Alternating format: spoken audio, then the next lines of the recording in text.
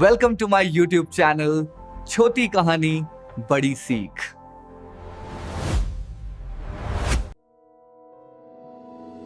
तो स्वादिष्ट तरबूज। अरे वाह, तरबूज खाने में उतना मजा नहीं ना तरबूज को नष्ट करने में आ रहा है। यहाँ पर आकर मैंने कोई भी गलती नहीं की। यहाँ पर तो कितनी सारी फसलें खड़ी हैं खाने के लिए। आज तो मैं जी भर कर खाऊंगा और बाकी अपने पैरों के नीचे नष्ट कर दूंगा। वो सुअर जंगल से भागकर आया था। वो प्रत्येक दिन लोगों की फसलों को बर्बाद कर रहा था।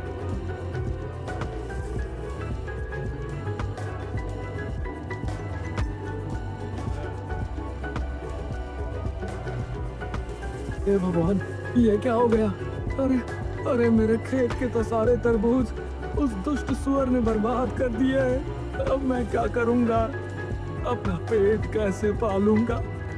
इन तरबूजों को बेचकर ही तो मैं अपना घर चला रहा था, परंतु उस दुष्ट ने मेरे सारे खेत को बर्बाद कर दिया। अरे जगिया भाई, क्या हुआ? आप रो क्यों रहे हो? कुछ नहीं बचा भाई, सब बर्बाद कर दिया। अरे सोमू भाई, सब कुछ तो तुम्हारी आंखों के सामने ही है। उस दुष्ट सुअर ने मेरा सारा खेत बर्बाद कर दिया। जगिया किसान की ये बात सुनकर सोमू थोड़ा सा सहम जाता है। हे भगवान, यदि वो जंगली सुअर यहाँ तक आ गया तो कहीं उसने मेरे खेत को भी तो नहीं बर्बाद कर दिया। चलो जल्दी से मैं अपने खेत पर चलकर देखता हूँ। इतना सोचकर सोमू अपने खेतों की तरफ जाता है तो देखता है उसकी सारी फसल एकदम ठीक है। हे भगवान, तेरा बहुत बहुत धन्यवाद जो मेरी फसल सुरक्षित है, लेकिन इसमें इतना ज्यादा प्रसन्न होने की कोई जरूरत नहीं है। यदि कल ही वो सुअर यहाँ आकर मेरा भी खेत नष्ट कर दे तो मैं क्या ही करूँगा। अरे नहीं, मैं ऐसा करता हूँ कि मैं आज से ही अपने खेत की रखवाली करता हूँ। आज रात यहीं पर रुकूंगा। हाँ, रात होते ही सोमू एक चारपाई पर बैठकर अपने खेत की रखवाली करने लगता है। उधर वो दुष्ट सुअर फिर से भोजन की तलाश में घूमने लगता है। इधर तो खाना दिखाई नहीं दे रहा। मैं ऐसा करता हूँ कि उधर को ही चलता हूँ जहाँ कल ढेर सारे तरबूज खाए थे। इतना सोचकर सुअर उधर को ही चल देता है जिधर जगिया का खेत था। रास्ते में ही सोमू का खेत भी पड़ता था जिसमें सोमू ने खरबूजे बो रखे थे। अरे वाह, इधर से कितनी अच्छी खुशबू आ रही है। चलो इधर ही चलता हूँ। वैसे भी कल मैंने तरबूज बहुत खाए थे, आज किसी नई चीज का स्वाद लेता हूँ। इतना सोचकर सुअर सोमू के खेत की तरफ बढ़ता है। सामने से सुअर को आता देख सोमू के पसीने छूट जाते हैं। अरे बाप रे बाप, इतना बड़ा सुअर, और इसके दांत तो देखो। अरे बाप रे बाप, इतने नुकीले दांत, ये कितना खतरनाक है भाई। अरे हट जा, भाग जा भाग जा। ए दुष्ट सुअर, भाग यहाँ से, नहीं तो मैं तुझे मार डालूंगा। मैं प्यार से बोल रहा हूँ, भाग जा यहाँ से। इतना बोलकर सोमू डंडा लेकर सुअर की तरफ बढ़ता है, लेकिन सुअर सोमू से बिल्कुल भी नहीं डरा। वहाँ से भागना तो दूर, सुअर और उल्टा सोमू पर हमला करने के लिए आगे बढ़ता है और सोमू को पूरे खेत में दौड़ाने लगता है। अरे मूर्ख सुअर, तू यहाँ क्या कर रहा है? अरे मेरे ही खरबूजे खाकर मुझ पर ही हमला कर रहा है। अरे मुझे लगता है ये सुअर पागल हो गया है। अरे भागो, आज तो गया काम से सोमू। अरे भाग भाई भाग।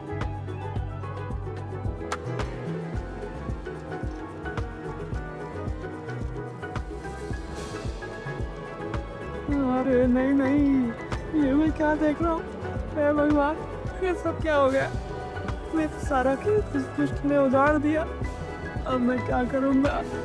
मैं इस दुष्ट को जीवित नहीं छोड़ूंगा। अरे सोमू भाई, उस दुष्ट सुअर का तो आतंक बढ़ता ही जा रहा है। लेकिन जगिया भाई, आखिर हम उस दुष्ट जानवर का कर भी क्या सकते हैं, बताओ?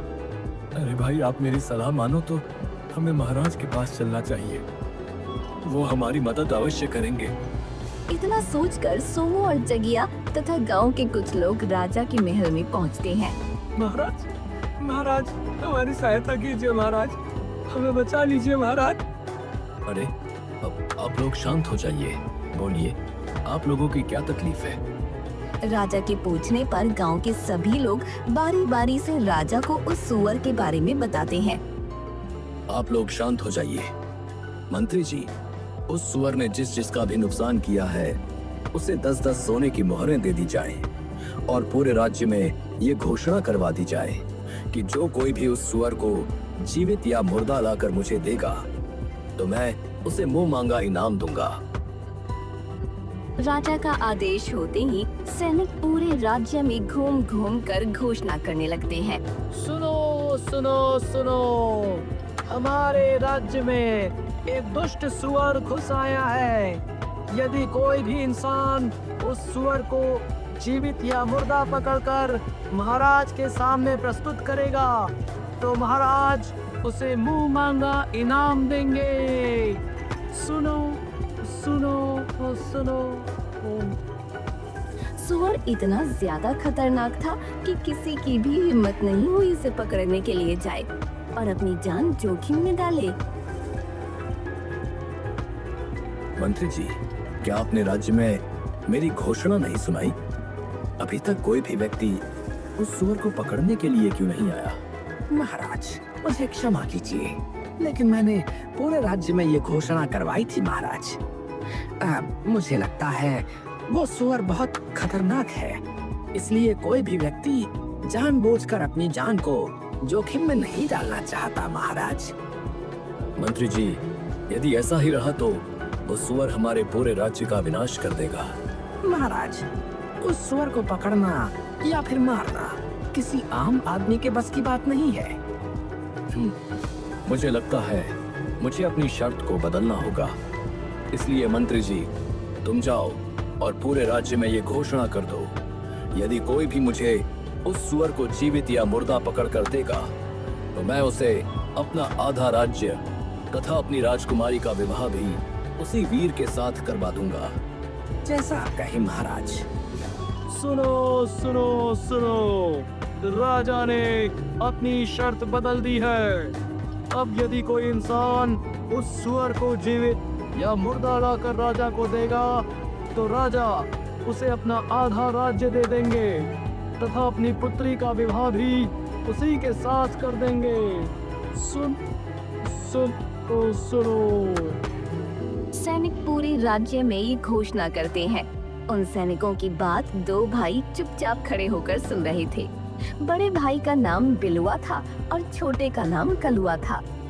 बिलुआ बड़े ही कुटिल स्वभाव का था, जबकि कलुआ को तो मानो गाय भांति भोला था। वो दोनों ही बहुत गरीब थे। अरे कलवा, क्या तुमने भी वही सुना जो मैंने सुना है? हाँ भैया, आपने एकदम ठीक ही सुना है। अरे अब तो मैं ही उस सुअर को मार कर लाऊंगा और राजकुमारी से विवाह कर बन जाऊंगा इस राज्य का राजा। इसीलिए मैं तो चला महाराज के पास। इतना कहकर बिलुआ वहाँ से चला जाता है और कलुआ भी अपने घर की तरफ चला जाता है। महाराज, महाराज, मैं लाऊंगा उस दुष्ट सुअर को मारकर। राजकुमारी से तो सिर्फ मैं ही विवाह करूंगा। आप विवाह की तैयारी कीजिए महाराज, मैं जल्दी ही वापस आऊंगा। इतना बोलकर बिलुआ जंगलों की तरफ चला जाता है। उधर उसका छोटा भाई कलुआ अपने बीमार पिता को सारी बात बताता है। पिताजी, इसके अलावा हमारे पास और कोई दूसरा रास्ता भी नहीं है। तिल मरने से अच्छा है कि कोई वीरता भरा कार्य करता हुआ मर जाऊं। पुत्र, तुम ऐसा क्यों बोल रहे हो? तुम अपने आप को ही क्यों कोसते रहते हो? पिताजी, और मैं क्या करूं? एक बेटा होने का मैं कोई भी फर्ज नहीं निभा पा रहा। यदि मैं आपकी दवाई भी नहीं ला पा रहा तो मैं कैसा बेटा हूं पिताजी? भैया तो कुछ भी नहीं करते, दिन भर इधर उधर घूमते रहते हैं। मैं अकेला घर नहीं चला पा रहा पिताजी, मैं क्या करूं? पुत्र, तुम दुखी मत हो, भगवान पर भरोसा रखो, सब ठीक हो जाएगा। पिताजी, यदि सचमुच भगवान सब कुछ ठीक कर देंगे तो मैं भगवान के सहारे ही उस दुष्ट सुअर को पकड़ने के लिए जाऊंगा। यदि ईश्वर ने चाहा तो मैं अवश्य अपने मकसद में कामयाब होऊंगा। हाँ ठीक है बेटा, यदि तुम्हारी यही इच्छा है तो तुम जा सकते हो। जाओ पुत्र, भगवान तुम्हारी सहायता अवश्य करेंगे। ठीक है पिताजी, अब मैं चलता हूँ। इतना बोलकर कलुआ महल की तरफ चल पड़ता है और जल्दी ही महल में पहुंच जाता है। महाराज, मुझे आपकी शर्त मंजूर है। मैं लाऊंगा उस सुअर को। मुझे जाने की आज्ञा दी जाए महाराज। ठीक है पुत्र, तुम जा सकते हो।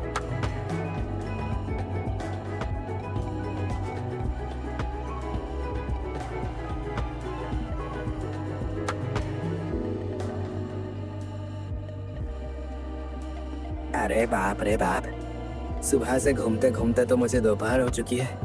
अभी तक मुझे वो सुअर नहीं दिखाई दिया। इतना कहकर बिलुआ फिर आगे बढ़ता है और इधर उधर सुअर को ढूंढने लगता है। ए राम राम राम राम, इतनी कड़कती धूप में मुझसे चला नहीं जा रहा है। भाड़ में जाए वो सुअर। अब तो मैं इससे आगे और नहीं चल सकता। मैं ऐसा करता हूँ कि इसी पेड़ के नीचे लेटकर थोड़ा सा आराम कर लेता हूँ। इतना कहकर बिलुआ उसी पेड़ के नीचे लेटकर सो जाता है। उधर कलुआ बेचारा कड़कती धूप में ही उस सुअर को ढूंढता है। अरे रुक जाओ बेटा, मेरी बात सुनो। कलुआ जैसे ही पीछे मुड़कर देखता है तो उसके सामने एक बूढ़ा बौना आदमी खड़ा था, जिसके हाथ में एक तलवार थी। बोलिए बाबा, आप मुझसे क्या कहना चाहते हैं? अरे बेटा, तुम तो कितने कठोर हो। इस कड़कती धूप में भी पैदल चलकर उस सुअर को ढूंढ रहे हो। वाकई तुम कितने परिश्रमी हो। इसलिए मैं तुम्हें कुछ देना चाहता हूँ पुत्र। बोलिए बाबा, आप मुझे क्या देना चाहते हैं? बेटा, तुम मेरी इस तलवार को ले लो। ये तलवार बहुत शक्तिशाली है। इसके वार से आज तक कोई भी शत्रु नहीं बच पाया। लेकिन बाबा, आप हो कौन और आप ये तलवार मुझे क्यों दे रहे हैं, जबकि आप खुद इस तलवार से उस दुष्ट सुअर को मारकर राजा से बहुत कुछ प्राप्त कर सकते हैं? बेटा, मैं यहीं पास के गांव में ही रहता हूँ। जब मुझे पता चला कि तुम उस सुअर को मारने के लिए जा रहे हो, तो मैंने सोचा कि क्यों ना मैं इस तलवार को तुम्हें दे दूं। क्योंकि बेटा, अब तो मैं बूढ़ा हो चुका हूँ और मैंने अपनी सारी जिंदगी जी ली। लेकिन अभी तुम्हारी तो सारी जिंदगी पड़ी है। इसलिए बेटा, मुझसे ज्यादा तुम्हें इस तलवार की आवश्यकता है। इसलिए तुम इस तलवार को रख लो। ठीक है बाबा, लाइए, मुझे अपनी ये तलवार दे दीजिए।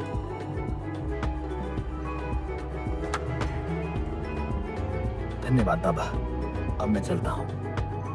इतना कहकर कलुआ हाथ में तलवार लेकर जंगल में आगे बढ़ता है। कलुआ चलते चलते एक गुफा के पास पहुंचता है।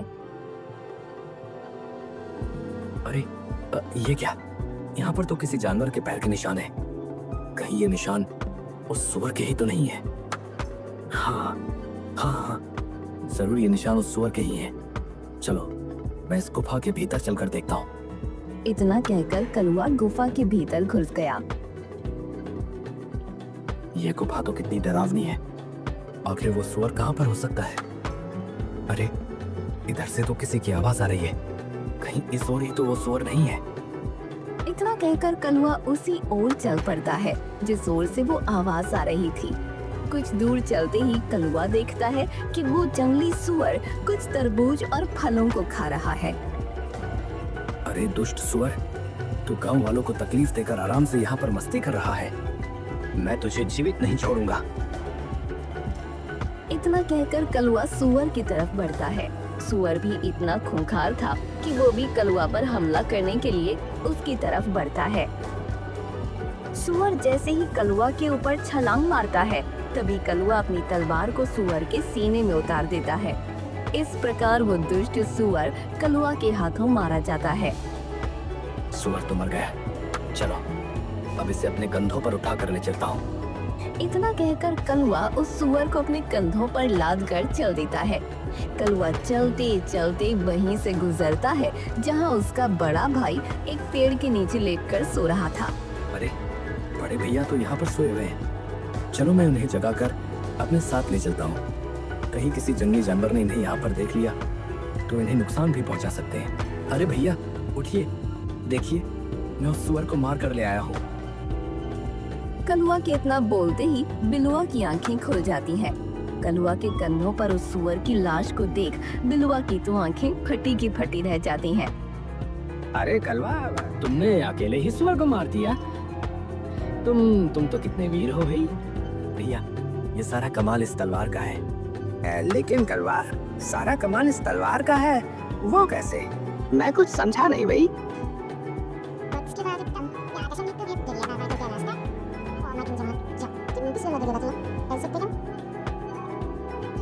इस तलवार, मुझे कुछ भी करके इस सुअर को हथियाना होगा। यदि ये सुअर को लेकर राजा के पास पहुंच गया तो राजा का आधा राज्य तथा राजकुमारी इसकी हो जाएगी।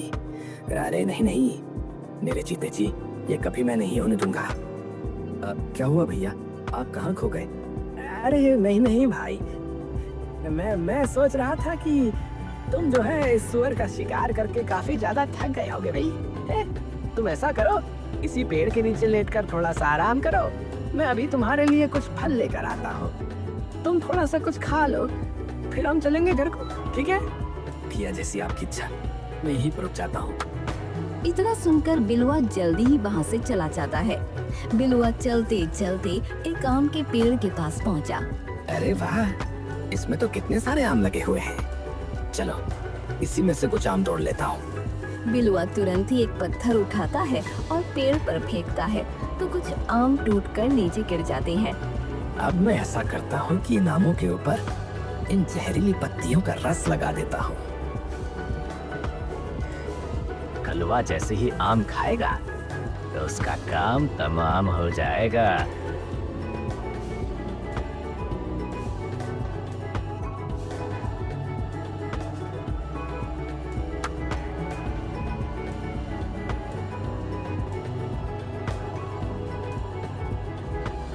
अरे कलवा, अरे उठो उठो, देखो मैं तुम्हारे लिए फल तोड़ कर ले आया हूँ भाई।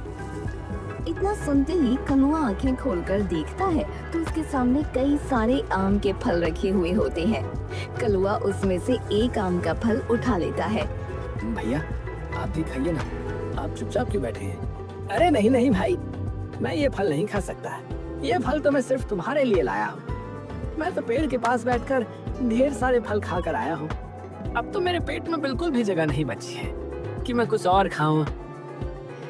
अच्छा ठीक है भैया, मैं कुछ फल खा लेता हूँ और कुछ फल पिताजी के लिए भी ले चलता हूँ। कलुआ तुरंत ही आम के फलों को खाने लगता है। कलुआ ने अभी मुश्किल से एक ही आम का फल खाया था। अरे भैया, भैया, ये कैसा आम था? इसे खाकर तो मुझे चक्कर से आने लगे हैं। इतना कहकर बेचारा कलुआ जमीन पर गिर जाता है। अरे वाह वाह, कलवा तो गया काम से। अब तो मैं बनूंगा राजा। चलो, मैं ऐसा करता हूँ कि इसकी लाश को कहीं दूर झाड़ियों में दफना देता हूँ।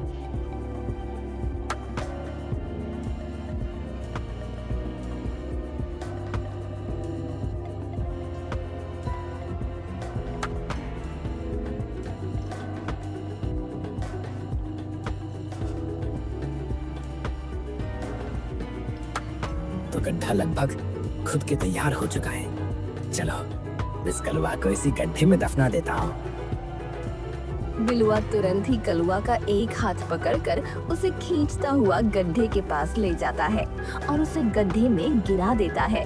फिर उसके ऊपर मिट्टी डालने लगता है। कुछ देर में ही बिलुआ ने कलुआ को मिट्टी से ढक दिया। बिलुआ जल्दी ही उस मृत सुअर को अपने कंधे पर रखकर महल की तरफ चल देता है। बिलुआ चलते चलते जल्दी ही महल पहुंच जाता है।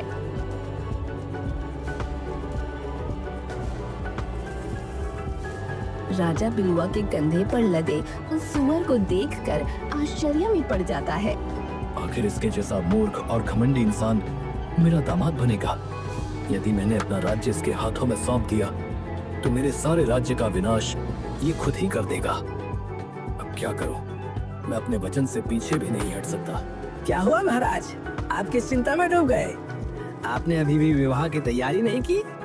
अरे बेटा, मैं तुम्हारा विवाह अपनी पुत्री से अवश्य कराऊंगा, लेकिन अभी नहीं। पंडित जी ने बताया है कि अभी 7 दिनों तक मुहूर्त अच्छा नहीं है, इसीलिए हम तुम्हारा विवाह और अपना आधा राज्य इन 7 दिनों के बाद ही देंगे। ठीक है महाराज, मुझे इससे कोई आपत्ति नहीं है। मैं 8वें दिन ही दूल्हा बनकर राजकुमारी तथा अपने आधे राज्य को लेने आऊंगा। हाँ, इतना बोलकर बिलुआ वहाँ से वापस चला जाता है। बेटा बिलवा, तुम्हारा भाई कलवा अभी भी लौट कर नहीं आया। वो भी तो सुअर का शिकार करने के लिए गया था।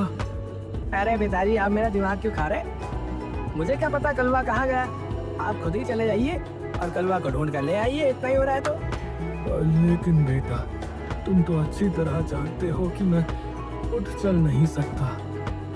बेटा, तुम खुद जाकर देखाओ कि तुम्हारा भाई कहाँ है। पिताजी, मैं कहीं नहीं जाऊंगा। यदि वो वापस नहीं आया तो इसका मतलब उसे किसी जंगली जानवर ने खा लिया होगा। हाँ। अरे नहीं नहीं बेटा, ये तुम कैसी बातें कर रहे हो। तुम इतने कठोर मत बनो।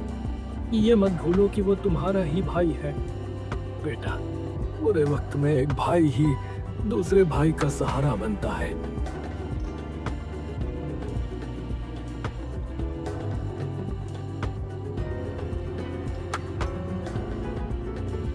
महाराज, 7 दिन तो गुजर गए। आज तो शुभ मुहूर्त है। आप जल्दी से मेरा विवाह राजकुमारी से करके मुझे अपनी आधी संपत्ति दे दीजिए। हाँ। हे भगवान, क्या मेरी पुत्री का भाग्य इसी दुष्ट के भाग्य से जोड़ दिया गया है? यदि ऐसी बात है प्रभु, तो मैं खुशी खुशी अपनी पुत्री का विवाह इसी के साथ करने के लिए तैयार हो। ठीक है, जरा बैठो। मैं अपने पूरे राज्य में अपनी बेटी के विवाह की घोषणा करवा दूं। मंत्री जी, जाइए और राजकुमारी के विवाह की घोषणा करवा दीजिए और कह दीजिए कि सभी लोग जल्दी से जल्दी राजकुमारी के विवाह में सम्मिलित हो।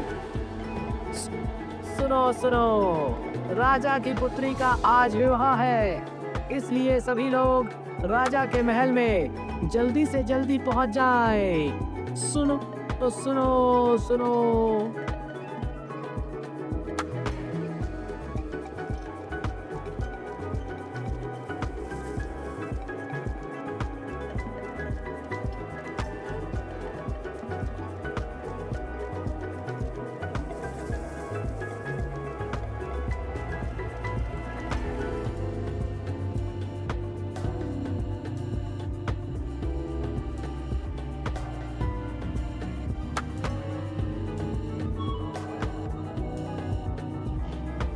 रुक जाइए पंडित जी, ये विवाह नहीं हो सकता। अरे बेटा, तुम कहां से आ गए? तुम तो मर गए थे ना? नहीं महाराज, मैं मरा नहीं, लेकिन मुझे मारने का पूरा प्रयास किया गया था। लेकिन कलवा, तुम्हें किसने मारने की कोशिश की? बताओ मुझे। महाराज, मुझे मारने वाला कोई और नहीं, बल्कि मेरे बड़े भैया ही हैं। लेकिन कलवा, तुम इतने दिनों से कहाँ थे? फिर कलुआ अपनी सारी कहानी वहाँ पर खड़े सभी लोगों को सुनाने लगता है।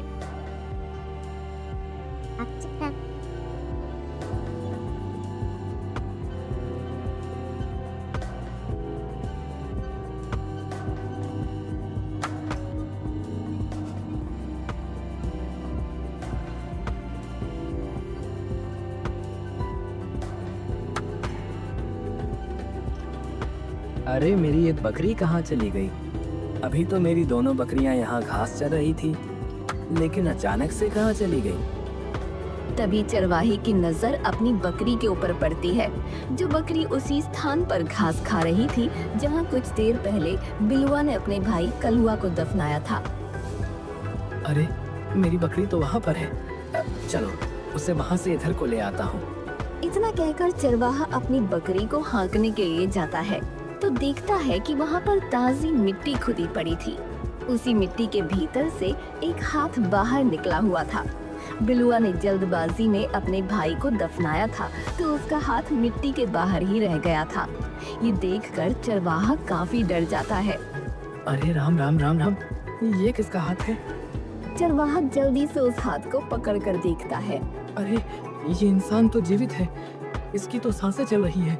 चलो, मैं जल्दी से इसे बाहर निकाल लेता हूँ। चरवाहा बिना देर किए जल्दी से मिट्टी को हटाने लगता है और कलुआ को बाहर निकाल लेता है। अरे भाग्यवान, तुम जरा इसका ध्यान रखना, मैं अभी वैद्य जी को बुला कर ले आता हूँ। चरवाहा तुरंत ही वैद्य के घर जाता है। वैद्य जी, जल्दी से मेरे साथ चलिए। मुझे एक युवक बेहोशी की हालत में मिला है, आप जल्दी से चलकर उसे देख लीजिए। चरवाहे की बात सुनकर वैद्य उसके घर जाकर देखता है तो कलुआ की सांसें चल रही होती हैं, लेकिन उसे होश नहीं आया होता है। अरे भाई, मैं तुम्हें एक औषधि देता हूँ, तुम उस औषधि को पीस कर रोज इसके तलुओं पर मलना। यदि प्रभु ने चाहा तो ये युवक जल्दी ही स्वस्थ हो जाएगा। इसी प्रकार धीरे धीरे 7 दिन गुजर जाते हैं। अरे भाग्यवान, तुम कहाँ हो? तुम कहाँ हो भाग्यवान? अरे क्या हुआ, आप इतना हाफ क्यों रहे हैं? बताइए क्या बात है। अरे भाग्यवान, आज राजा की पुत्री का विवाह है और जिसके साथ राजकुमारी का विवाह होने जा रहा है उसका नाम बिलुआ है। तुम जल्दी से तैयार हो जाओ, हमें अभी निकलना है। उन दोनों पति पत्नी की ये बातें जब कलुआ के कानों में पड़ती हैं, तो उसे होश आ जाता है। अरे भाग्यवान, देखो इसे होश आ गया है, हमारी मेहनत रंग लाई भाग्यवान। तुम कौन हो युवक, और तुम्हारा क्या नाम है? फिर कलुआ अपनी सारी दास्तान उस चरवाहे को सुनाता है। तो इसका मतलब धन के लालच में आकर तुम्हारे भाई ने ही तुम्हें मारने का प्रयास किया। अरे भाग्यवान, तुम सुनती हो, आज तक मैं यही कहता रहा कि काश मेरा भी कोई भाई होता। लेकिन भाग्यवान, क्या भाई ऐसे होते हैं जो जरा से पैसे के लोभ में अपने ही भाई का गला घोट दे? यदि भाई ऐसे होते हैं तो ठीक है भाग्यवान की मेरा कोई भाई नहीं है, मैं तो बिना भाई के ही ठीक हूँ। शांत हो जाओ पुत्र, तुम्हारे दुष्ट भाई को इसकी सजा अवश्य मिलेगी और राजकुमारी के साथ तुम्हारा ही विवाह होगा और तुम ही बनोगे इस राज्य के राजा। सिपाही, इस दुष्ट को लेकर जाओ और अभी फांसी पर चढ़ा दो। भैया मुझे माफ कर दो, मैं धन के लालच में आकर ये भूल चुका था कि तुम मेरे भाई हो। मैंने तुम्हें मारने के लिए कोई कसर नहीं छोड़ी, इसकी सजा तो मुझे मिलनी ही चाहिए। लेकिन मेरे भाई हो सके तो मेरी भूल को क्षमा कर देना भाई। यदि तुमने मुझे क्षमा नहीं किया तो मैं मरकर भी तड़पता रहूंगा। चलो सैनिकों, मैं आपके साथ चलने के लिए तैयार हूँ। रुक जाओ सैनिकों, छोड़ दो मेरे भाई को। बेटा, तुम ये क्या कह रहे हो? तुम अपने कातिल पर दया दिखा रहे हो, इसे तो सजाए मौत मिलनी ही चाहिए। महाराज, मुझे क्षमा कर दीजिए। मैं मानता हूँ कि मेरे भाई ने जो भी किया है वो बहुत गलत था, लेकिन उसने अपनी गलती को स्वीकार कर लिया है। महाराज, जो गलती उसने की वो गलती मैं नहीं कर सकता। अपनी आंखों के सामने ही अपने भाई को मरता हुआ भला कौन देख पाएगा? यदि मेरे साथ मेरा भाई ही नहीं रहा तो ये राजपाट, धन संपत्ति किस काम का? इसीलिए महाराज, मैं आपसे विनती करता हूँ कि आप मेरे भाई को क्षमा कर दीजिए, उसे क्षमा कर दीजिए महाराज। कलुआ, तुम महान हो कलुआ। तुम मेरे आधे राज्य के नहीं, बल्कि तुम्हें पूरे संसार का राजा बना दिया जाए तो भी गलत नहीं होगा। तुम एक राजा बनने के योग्य हो, इसीलिए तुम्हें आज से ही अपने राज्य का राजा घोषित किया जाता है।